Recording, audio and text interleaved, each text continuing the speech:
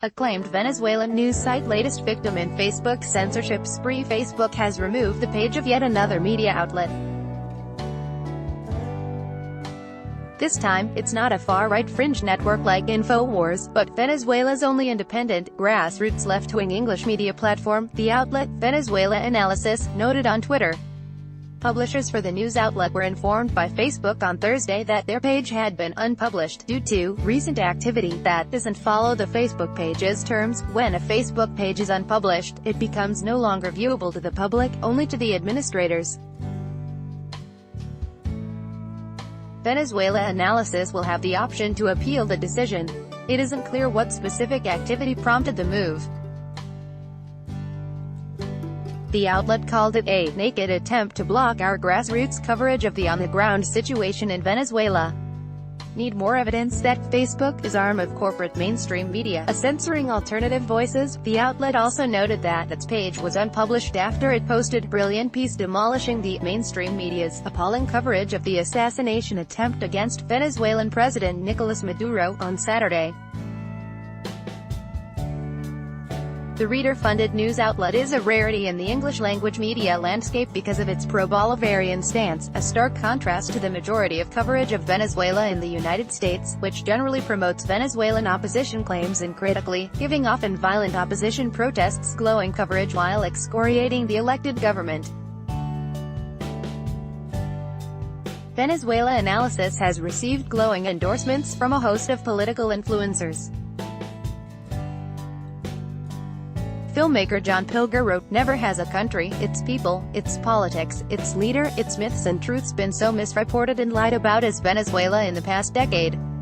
Not only has Venezuela Analysis done much to correct this with its scrupulous attention to facts, both obvious and concealed, it has opened up a unique space for genuine critique of one of the world's most imaginative popular movements, director Oliver Stone said. Unlike most mainstream media reporting about governments in Latin America, Venezuela Analysis provides a sorely missed counterpoint, presenting a progressive perspective on the news from Venezuela that is in-depth and also takes the views of the country's poor majority into account. Linguist and philosopher Noam Chomsky wrote that the outlet has regularly provided very useful description, analysis and commentary on developments in Venezuela, rarely available in the U.S. or the West generally, and valuable for a balanced understanding. Not everybody is thrilled with the coverage, though. In a leaked WikiLeaks cable from the United States, the outlet is included on a list of websites allegedly used by the Venezuelan government to liberally use cyberspace to spread its war on the oligarchy, neoliberalism, the United States government, and the proposed free trade area of the Americas. The removal of Venezuela Analysis page from the public site comes after a coordinated ban from YouTube, Facebook and Apple against InfoWars, a far-right fringe media outlet, sparking fear that tech companies' unilateral arbitration of acceptable speech could form a slippery slope. It also follows the removal of some 32 pages by Facebook, including an event sponsored by left-wing Washington, D.C., activists against a planned far-right rally commemorating the deadly Unite the Right rally in Charlottesville, Virginia in 2017 that was rife with neo-Nazi slogans and symbols. One of the 6 administrators of the D.C. event was accused of displaying activity consistent with alleged Kremlin trolls.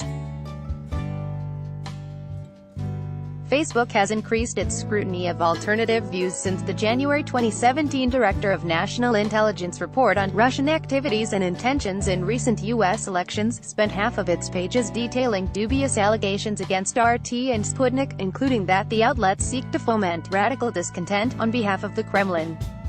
Since then, Twitter banned RT and Sputnik from advertising on its platform, and Google delisted both from its Google News search page, while Facebook was already a good American, tweeted then social media director at RT. Evorkrati in a jibe about Facebook's unfavorable algorithmic treatment towards the outlet. Facebook has been partnering with the Atlantic Council, funded by NATO, Gulf states and defense contractors, on filtering out so-called fake news from its platform. Venezuela's regional rival, Colombia, which the government blamed in part for the recent assassination attempt against Maduro, became Latin America's first global partner with NATO in June. It goes without saying that the think tank's views on Russia are deeply hawkish, but its positions on the successor to Hugo Chavez are equally in lockstep with the U.S. State Department. The Atlantic Council simultaneously claims that the democratically elected Bolivarian leader Maduro drove Venezuela to the worst economic and humanitarian crisis in its history, while also calling on the U.S. to ramp up economic sanctions on Venezuela as part of a strategy to change Maduro's authoritarian behavior. Update: Facebook restored the page for Venezuela analysis roughly 5 hours after unpublishing it, offering no explanation.